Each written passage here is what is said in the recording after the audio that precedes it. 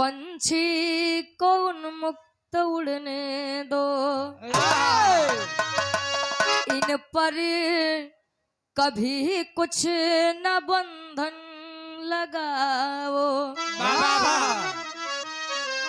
हो ना सका जो स्वयं से कभी भी, वही ख्वाहिशे तुम न इन पर ओढ़ाओ, छीनो न बचपन ये अल्हड़ लड़कपन, सुंदरतम जीवन के पल ना गवाओ। अरे सुरेंद्र की इच्छा अब करो खुद समीक्षा, परीक्षा में बचपन को यूं ना मिटाओ।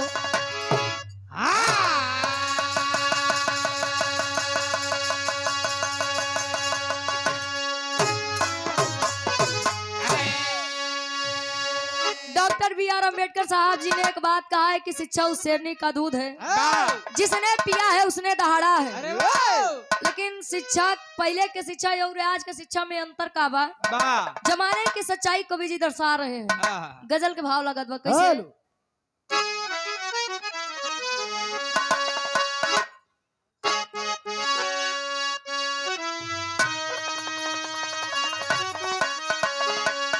आशिक कहे अखिया लड़ल बजब से,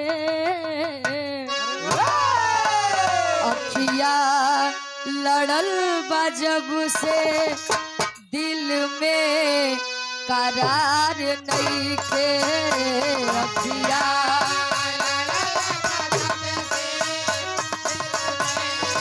करार नहीं के,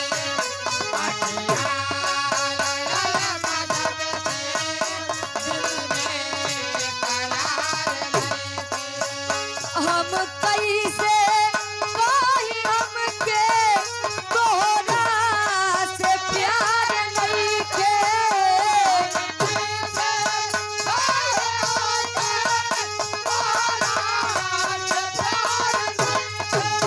अरे वाह,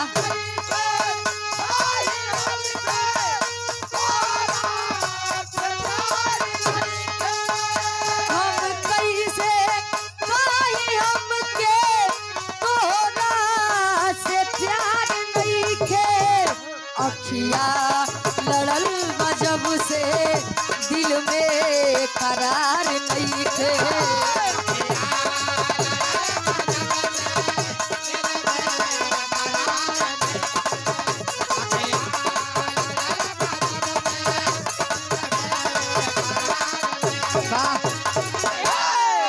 लेकिन गौर करेंगे आप लोग, आज की शिक्षा, आज के एजुकेशन का बा जिम्मेदारी इसी शिक्षा में दब गई है। काहे बरे दर्शावत है। अरे बसता के बोझ गढ़ुअर, बसता के बोझ गढ़ुअर, बचपन दबा गइल बा, बसता के बोझ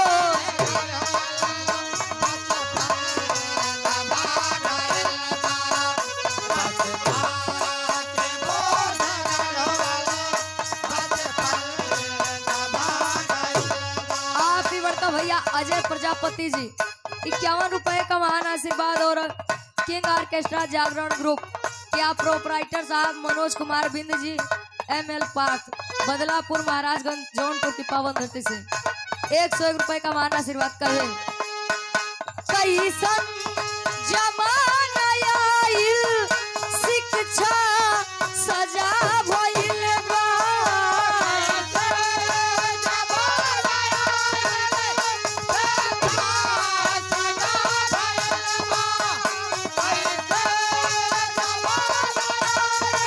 अरे वाह,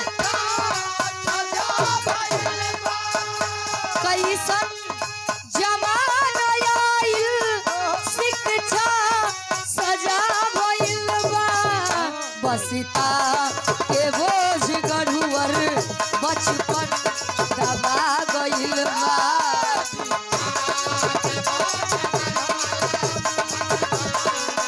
जियो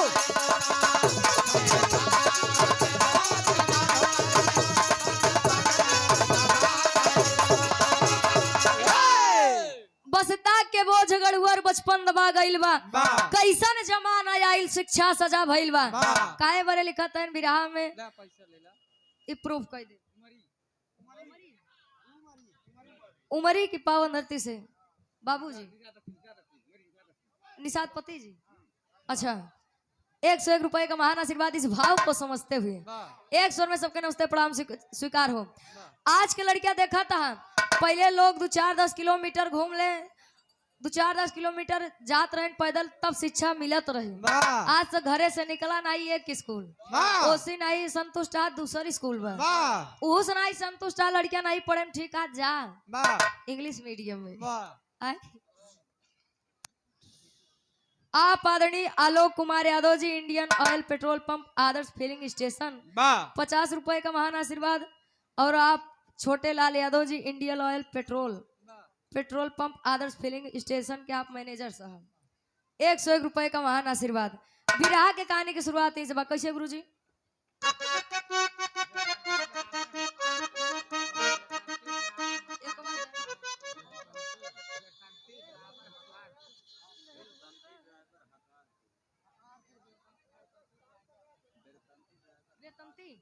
आप आदरणीय परम सम्मानित वेतनती ड्राइवर जी हकारपुर की पावन धरती से बाबूजी के द्वारा 51 रुपए का महान आशीर्वाद।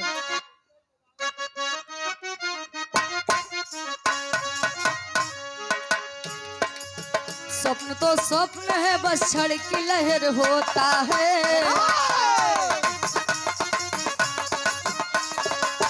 अधिक उम्मीद लगाना भी जहर होता है।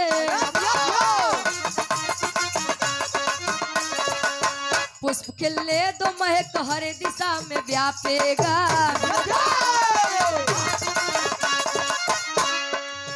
उन्मुक्त उड़ने दो पंछी गगन को नापेगा।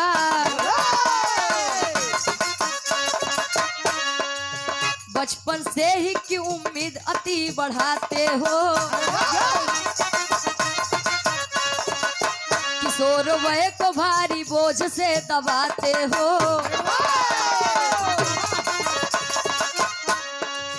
ABCD टेबल में दबी किलकारी है।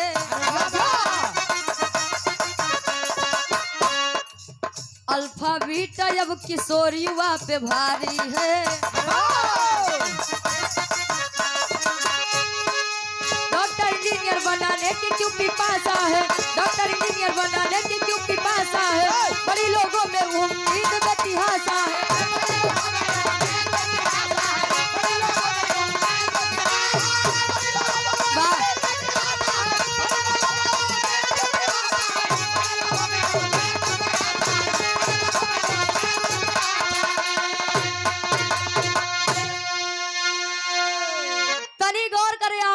आप लोग बचपन से ही क्यों उम्मीद अति बढ़ाते हो। किशोर वय को भारी बोझ से दबाते हो। जवन काम हमसे नहीं वो काहे बरे अपने लड़किया के ऊपर मड़त बाटा कि हमार लड़किया हम जो नहीं करे हमार लड़किया करे। लड़का के ये सोचा रुचि कौने चीज में बा।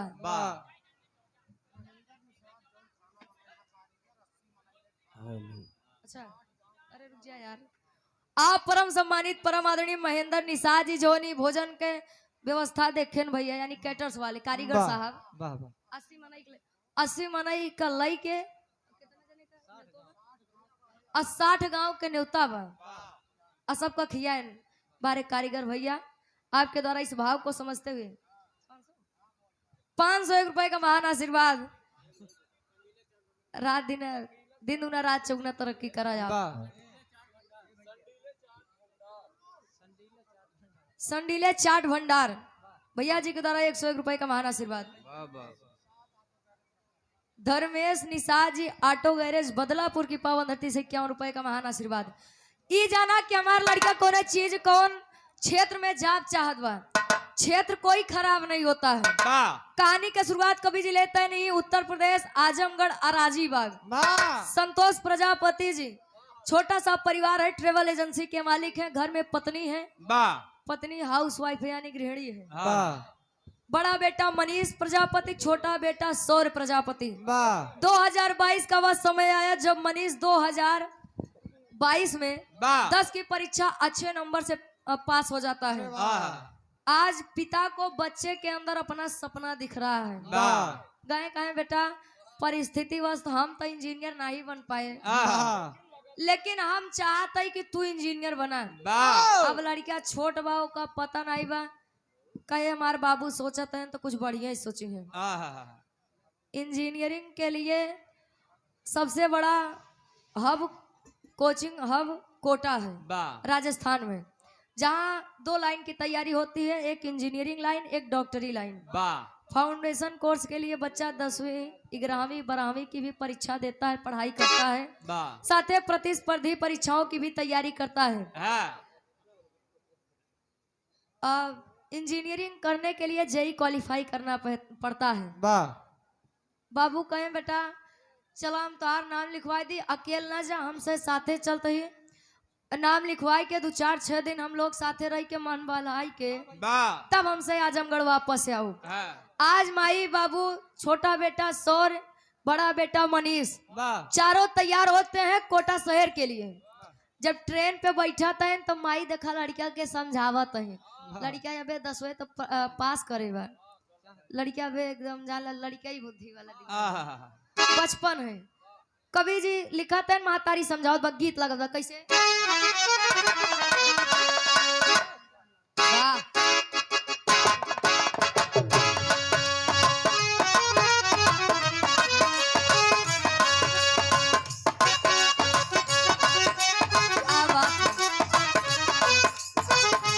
जियो।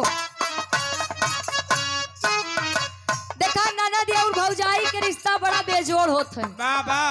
अगर बन ही जाए दोनों जने तो जान ले उसी बढ़िया रिश्ता। कोनो ननदिया अपने भौजाई से, भौजाई अपने ननदिया से मजाक करब कैसे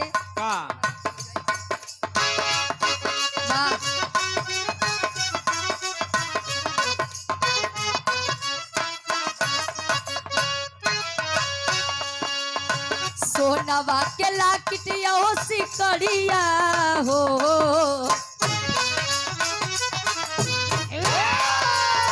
सोनवा के लाकिट और सिकड़िया हो, बतावा ननदो के कर दी हलहा। अरे वाह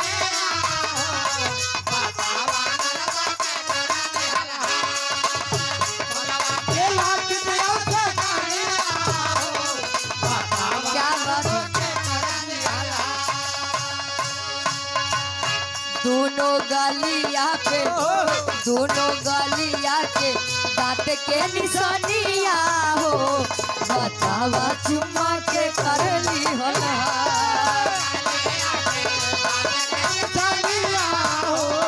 बतावा चुम्मा के कर ली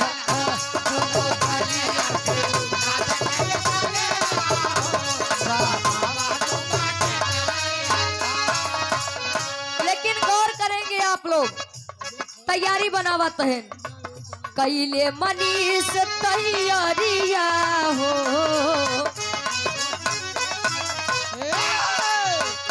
कैले मनीष तैयारिया हो, सपनावा सजावे बबुआ।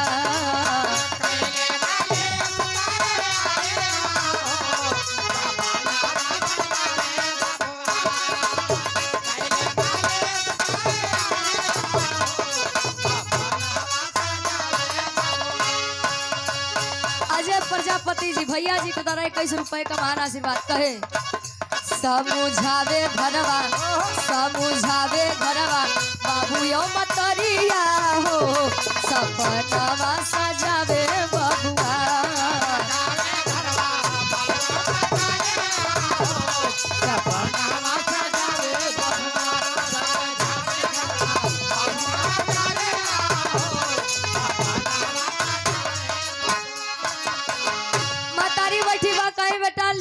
चलत है बड़ी उम्मीद बा बड़ा सपना बा तो से कोनो गलत संगत में ना पड़े कहा तो महतारी समझाओ तो महतारी का चिंता का होते कभी जी बया करते हैं ध्यान दे के पढ़िया बेटा मीट जन बनई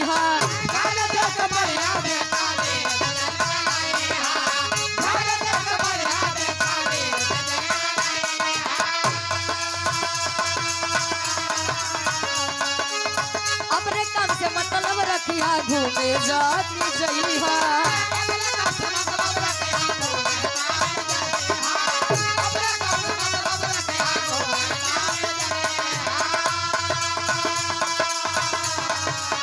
डूबे नहीं पावे मोर पगड़िया हो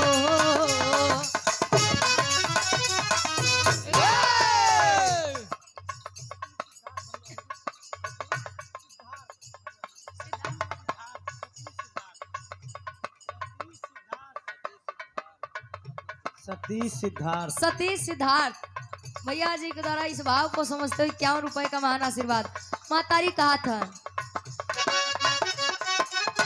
वाह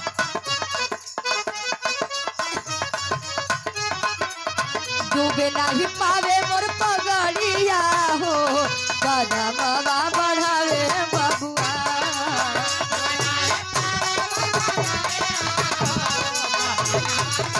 क्या बात है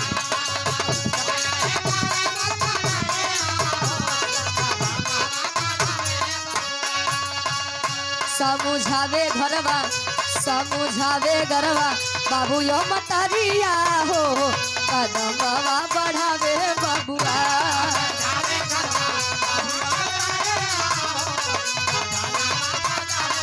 क्या बात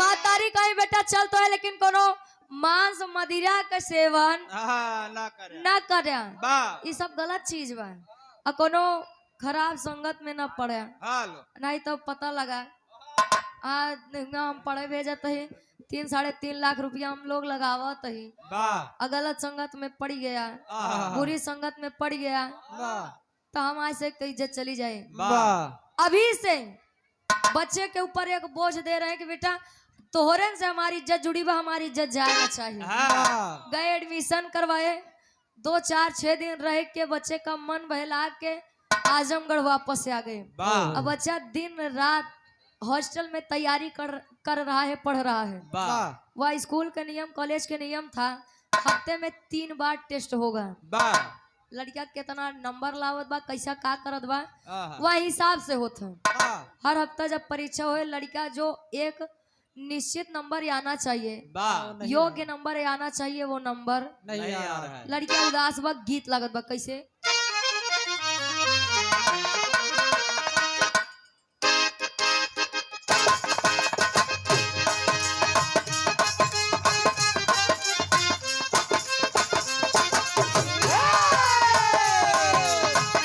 दुल्ही कहे अंग अंग मद मातल दहिया खिल का भइल कचना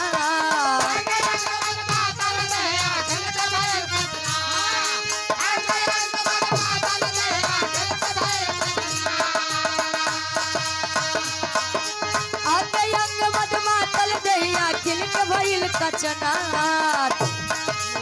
भौरा बन के राजा राजा जो ही राह तोहार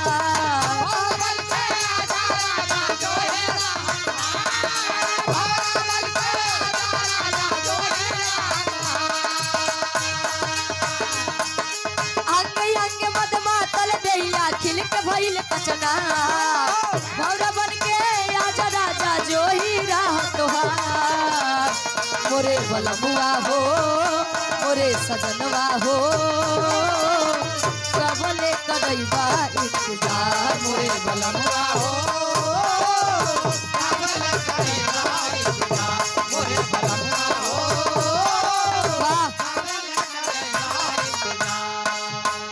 लेकिन गौर करेंगे बच्चे उस मनीष की हालत क्या है हर हफ्ता में होवे परीक्षा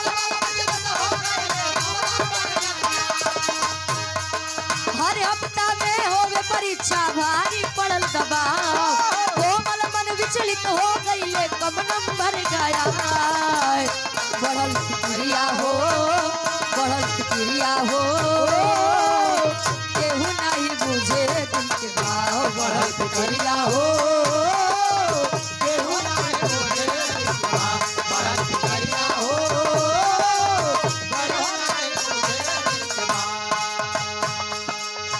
मनीष के जब अच्छा नंबर नहीं आवत है अब कोचिंग वाले एकदम परेशान हो गए कहने ऐसे नहीं सुधरेगा फोन लगावत है गार्जियन लगे कहे कोचिंग वाले घर पर फोन वाला लगवले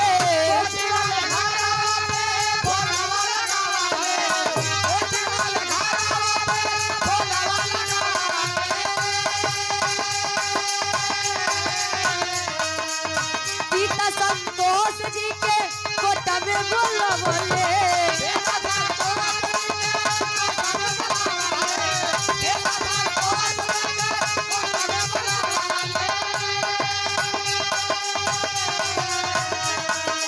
आजमगढ़ से गाड़ी धैले कोटा आजमगढ़ से गाड़ी धैले कोटा भइल पड़ा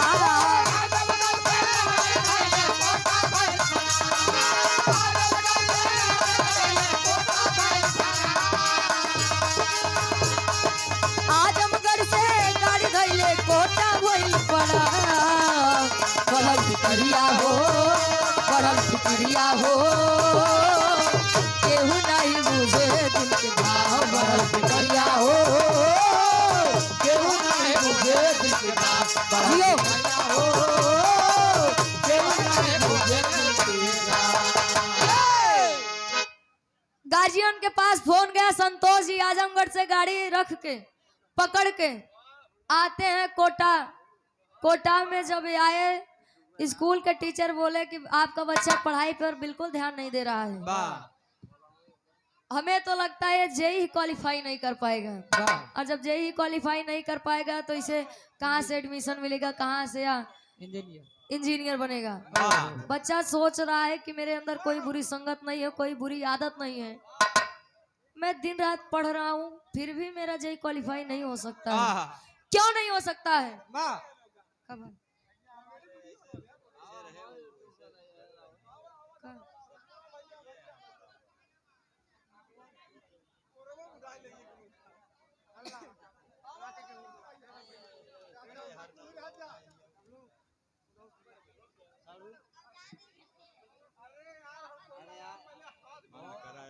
जगह पे लेकर गए कहें बेटा बड़ी उम्मीद बातों से बहुत पैसा लगावत है तोरे पीछे अगर तू इंजीनियर बन के न आया तो हमार बड़ी बदनामी हो जाएगी अब बच्चा यहीं से धीरे धीरे अवसाद से घिर रहा है टेंशन ओकरे दबाए लिए कि अगर हम जेई क्वालिफाई न करब इंजीनियर न बनब तो माई बाबू के बड़ी बदनामी हुई गौर करेंगे इस भाव को इस टेरी पर एक एक अक्षर पर एक एक शब्द पर लिखा था कवि जी कैसे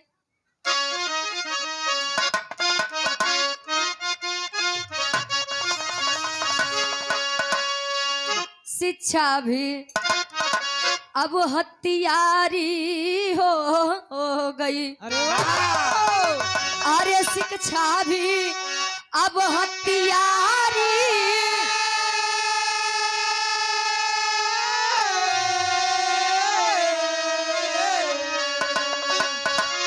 अरे शिक्षा भी अब हथियारी हो गई बचपन बिखर गया उम्मीद का बोझा भारी अरे हो भारी अरे हो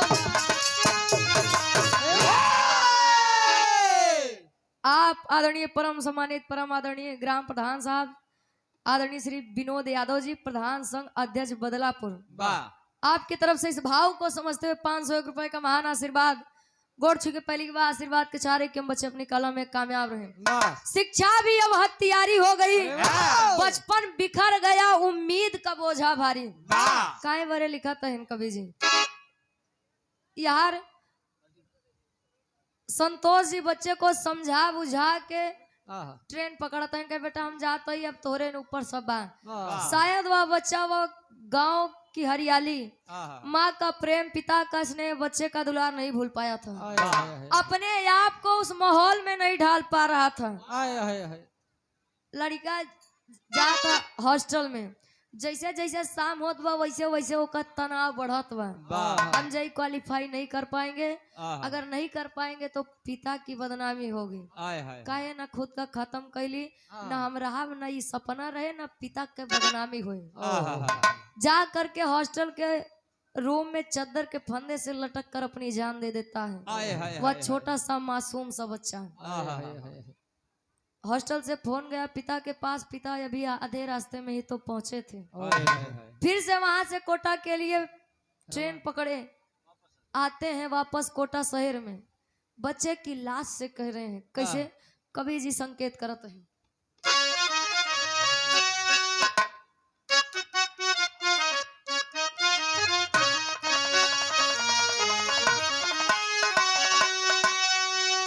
तर से बढ़िया कवि जी फर्ज में लिखाते हैं, वाह, बाबू संतोष अपने बेटे की लाश के सामने कह रहे हैं, आहा, का कहते हैं? अरे रास्ते में रहले बाबू, अरे रास्ते में रहले बाबू, पहले जब खबरिया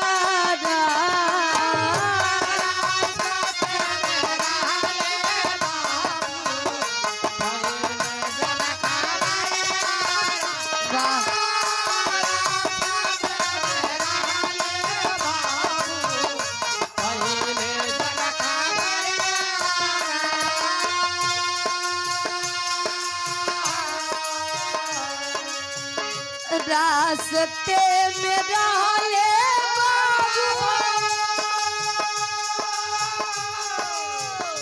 पहले जब खबरिया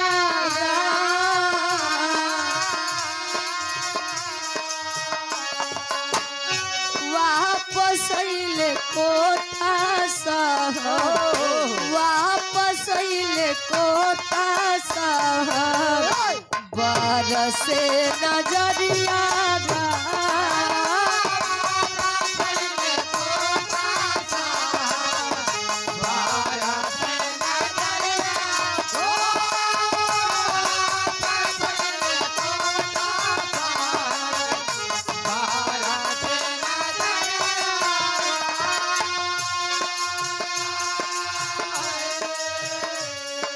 आप आदरणीय धर्म के बड़े भाई जज यादव जी चौनिया की पावंदर से डीसीबी वाले, वाह, जेसीबी वाले वाह 101 रुपए का महान आशीर्वाद।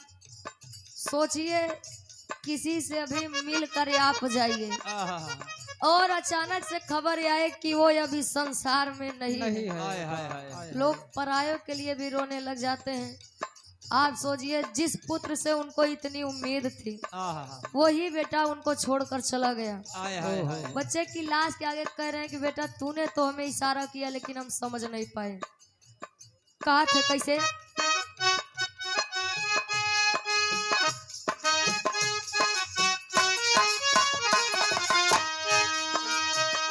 गलती हमरो तोहार दुखवा न बुझली,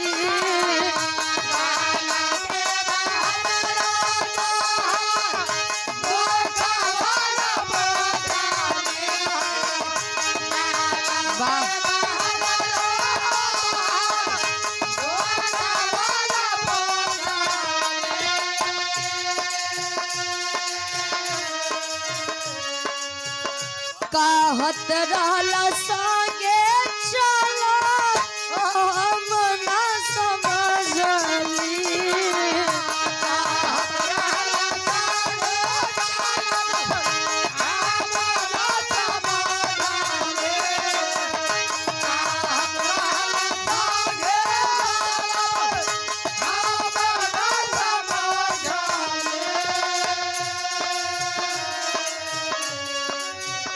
कवन जवाब दे?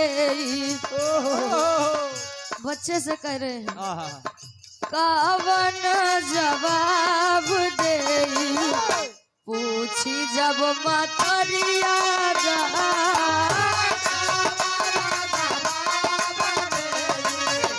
पूछी जब मतरिया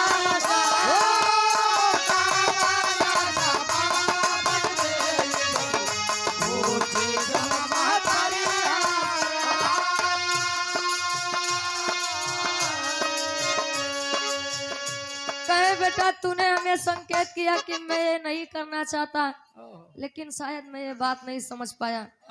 तुझे अब घर लेकर जाऊंगा, तेरी माँ को क्या जवाब दूंगा मैं, क्या बताऊंगा उसे।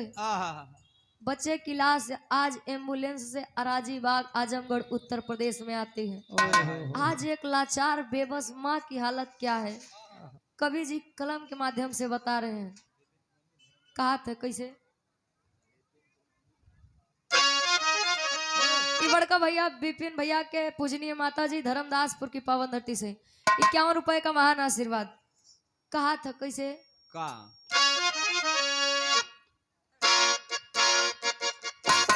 वाह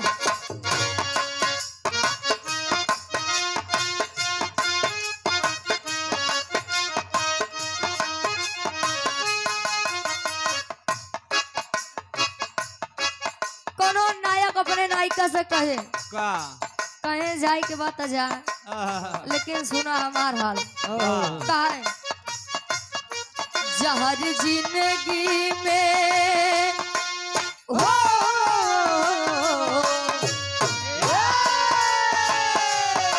जहर जिंदगी में घोरबू की तबाह करबू घोरबू की तबाह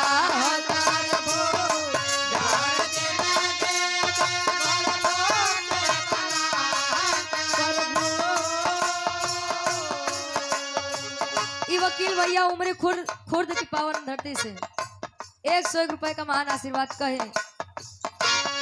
जहर जिंदगी में घोरबू की तबाह करबू हमर मुअल मुहवा देखबू जे बियाह करबू हमर मुअल मुहवा देखबू जे बियाह करबू हमर मुअल मुहवा देखबू जे बियाह करबू। लेकिन बेचारी वह माँ अपने बच्चे से कह रही है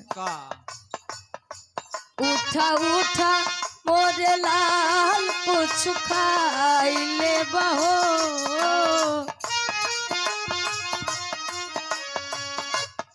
बेटा हर बार आते थे तो कहते थे कि माँ ये लाओ वो लाओ, आज क्यों नहीं बोल रहे हो। सीने से लिपट के सीने से लगा करके वह माँ अपने बच्चे से कह रही है। डॉक्टर रामचंद्र बिंद जी उमरी खुर्द की पावन धरती से 101 रुपए का महान आशीर्वाद। माँ कहे उठा उठा मोरे लाल कुछ खाई ले बहो एक बेर मम्मी कह के हमारा के बोलाई ले बहो एक बेर मम्मी कह के हमारा के बोलाई ले बहो एक बेर मम्मी कह के हमारा के बोलाई ले बहो।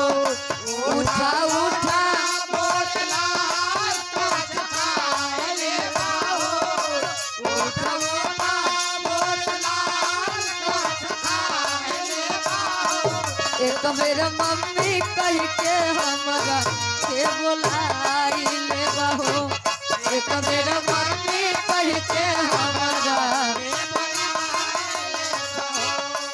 माँ अपने उस बच्चे से कहे आप लोग भी गौर करेंगे, काफी गार्जियन ये नादानी कर जाते हैं।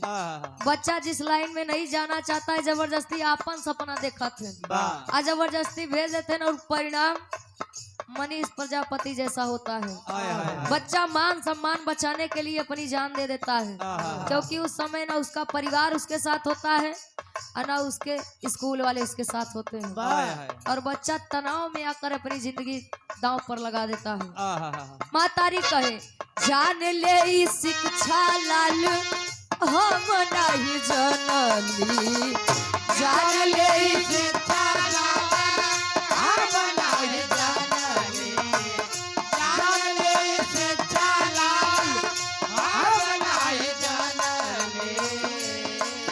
गोंदालपुर की पावन धरती से आप गिरजा शंकर बिंद जी 100 रुपए का महान आशीर्वाद।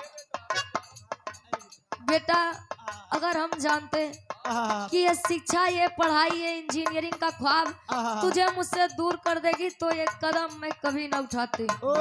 कहे जान ले ई शिक्षा लाल हम नहीं जनली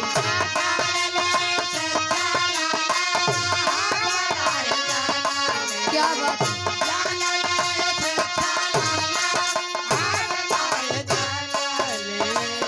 अपना से दूर तो है कबो नहीं भेजती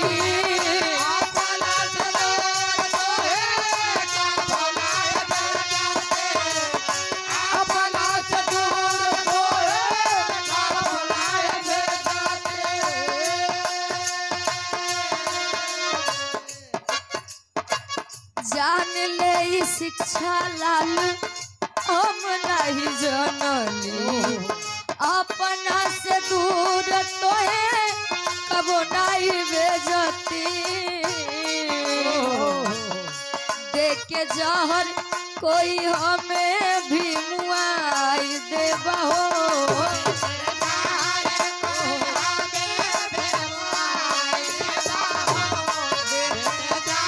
क्या बात है?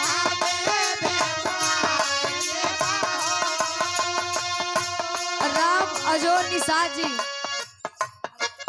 डड़वा की पावन धरती से बाबूजी के द्वारा इस भाव को समझते हुए 101 रुपए का महान आशीर्वाद। देख के जहर कोई हमें भी मुआई देबा हो एक बेर मम्मी कह के हमरा के बुलाई लेबा हो एक बेर मम्मी कह के हमरा के बुलाई लेबा हो एक बेर मम्मी कह के हमरा के बुलाई लेबा हो। आप परम आदरणीय परम सम्मानित इस भाव को समझते हुए राहुल सिंह प्रधानाध्यापक साहब यानी गुरुजी के द्वारा इस भाव को समझते हुए 251 रुपए का महान आशीर्वाद। एक स्वर में सबके नमस्ते प्रणाम स्वीकार हो। मातारी रो रही है बिलख रही है छोटा भाई सौर्य रो रहा है पिता संतोष रो रहे हैं गांव रो रहा है। कहें बेटा अगर हमें पता होता ये शिक्षा तेरी जान ले लेगी तो क्यों हम लोग तुझे अपने से दूर भेजते। अब तनी समझब आप लोग कि शिक्षा कितना ऐसा मासूमन के जान लेके बैठी बा। शिक्षा भी अब हथियारी हो गई क्यों हो गई। पापड़ के भाव में कवि जी लिखा था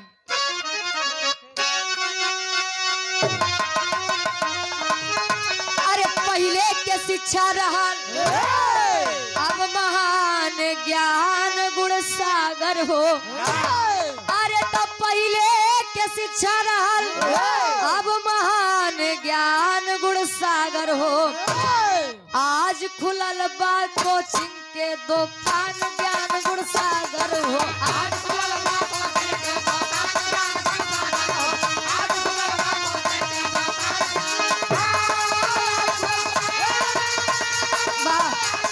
कोचिंग के आज खुलल बा शिक्षा के दुकान ज्ञान गुण सागर हो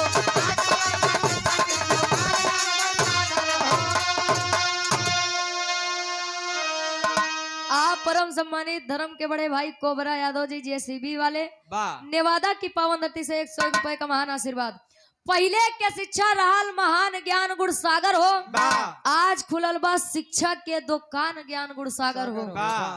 देखा हम शिक्षा के कुछ नहीं कहत भाई पढ़वा लिखवा तभी जनबा लेकिन वही तक पढ़ा जहाँ तक वो चीज अच्छा लगे काका काम उतना ही करे चाहिए वो चीज उतना ही करे चाहिए जेमा खुशी मिले इन आई खुशी के साथे साथे धीरे तनाव दे लगे।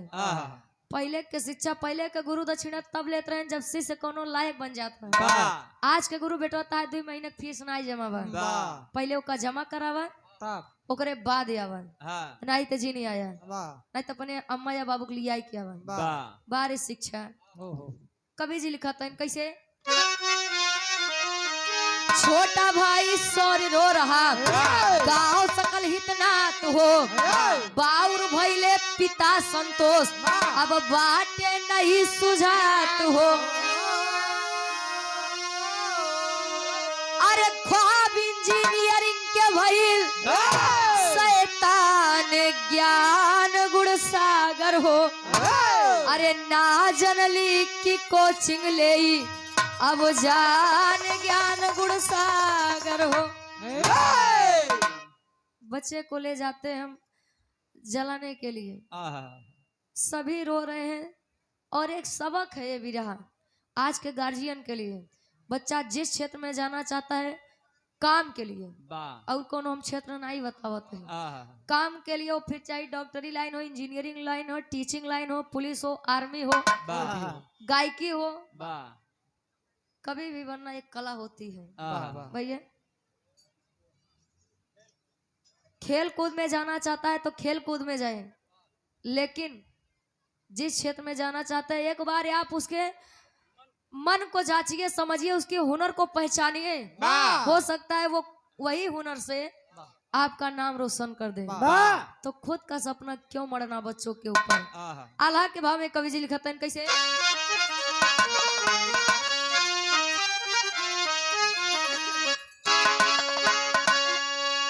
अरे आती महत्वाकांक्षा खैलस बचपन के बाबू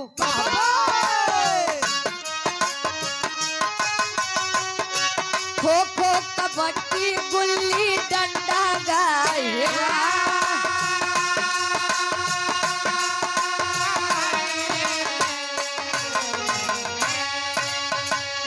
alpha beta sine theta Pythagoras में भैया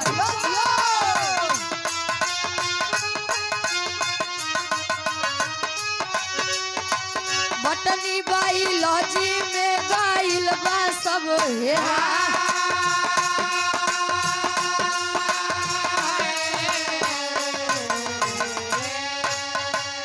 डॉक्टर इंजीनियर से अलग नहीं सोचे केहू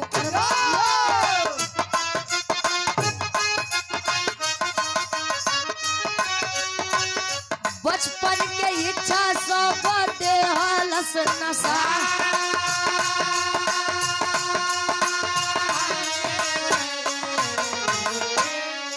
अति महत्वाकांक्षा खैलस बचपन के भैया अति जहाँ आ गया अति अत्र सर्वत्र वर्जते हैं वाह अति जहाँ पर आ गया समझ लीजिए उसका विनाश वहीं चालू है हाँ कोनो चीज के आगे अति जिन करा कहते ना यार तू तो अति कह दी है अति कह दी है आहा तो कोनो काम होता नहीं करा जो नीक लागे वाह खो खो कबड्डी गुल्ली डंडा गहराए वाह पहले के लोग देखा खेल कूद में इतना रुचि रखत रहे इतना इंटरेस्ट रखत रहे वाह आज के लड़कियां बस वही मोबाइल गेम आहा वही मोबाइल गेम वाह पबजी वाह फ्री फायर वाह वाह अब तनी प्रमाण देखिए बिरहा लिखे में वाह कितना लड़कियां जान दी है सदर के भाव में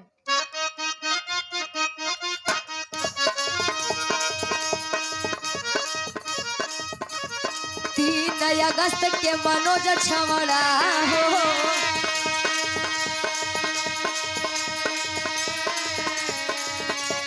दे ही दिया जाने अपन फसिया लगा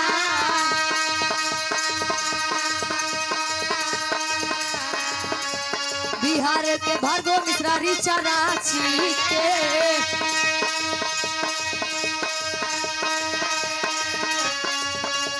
मऊ के प्रियम सिंह मुअली जहर खा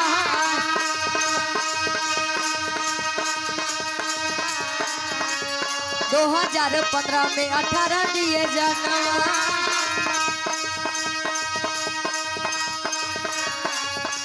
16 में 17 मरे 17 में 7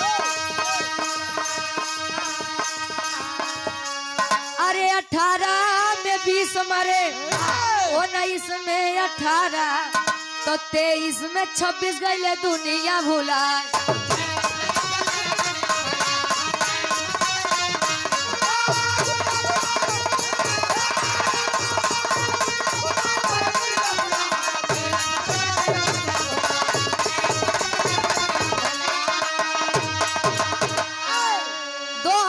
2015 से 2023 के बीच में इसी शिक्षा के शिकार 121 बच्चे हुए थे।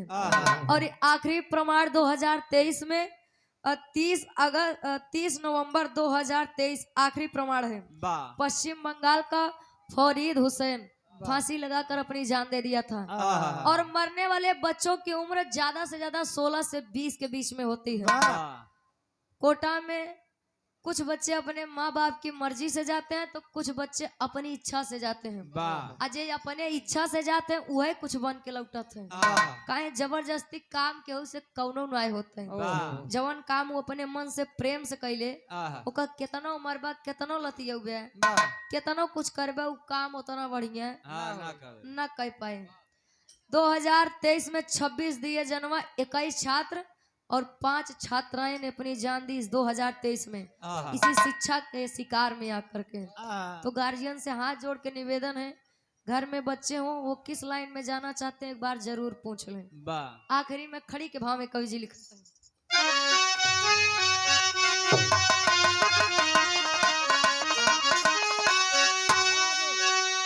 अरे डॉक्टर इंजीनियर बनाने में, अरे डॉक्टर इंजीनियर बनाने में शिक्षा भारी हो गई। कहे डॉक्टर इंजीनियर बनाने में अब शिक्षा भारी हो गई।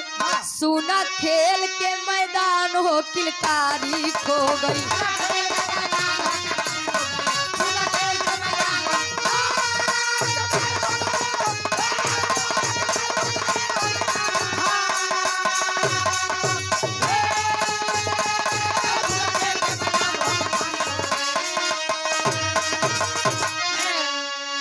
जन्म लिए बचवा के व्हाट डू यू सिखावे हो, ता थैया लुका छिपी खेल ना बतावे हो।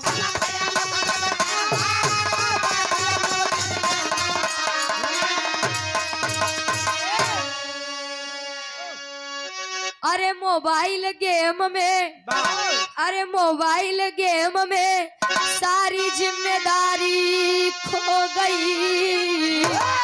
अरे मोबाइल गेम में सारी जिम्मेदारी खो गई। तो सुना खेल के मैदान हो किलकारी खो।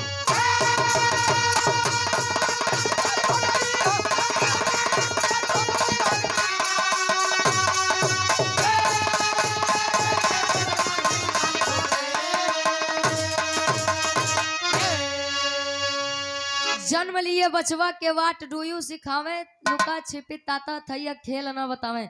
लड़किया देखा ता तनी से बड़ा हुए पढ़ो बेटा ए बी सी बताओ का ABCD इतना रट्टा मार याद करा देते हैं। चाहिए देखा तुम पहचान ना पावे लेकिन हमारे गदेलक ABCD आवत है। काका काका क्यों ना सिखाएंगे।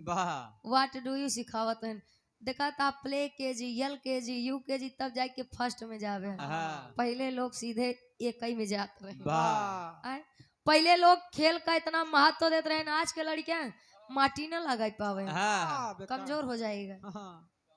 हाँ कीटाणु है इसमें भैया। माटी का शरीर वही मटिए में मिल जाए जितना सब संभारा था उतना लड़कियां कुपोषित होता। आखिरी में खानदान के परिचय। अरे गुरु बिहारी गुरु गणेश मत छीनो बचपन की लाली।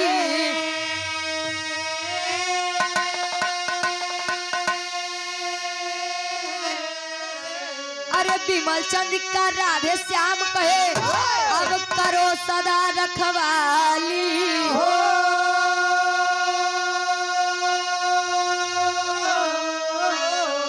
शिक्षा भी अब हथियारी हो गई।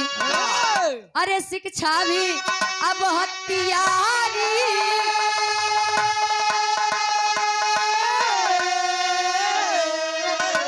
शिक्षा भी अब हथियारी हो गई। रुचि कवि सुरेंद्र दया करा महतारी। शिक्षा भी अब हथियारी हो गई।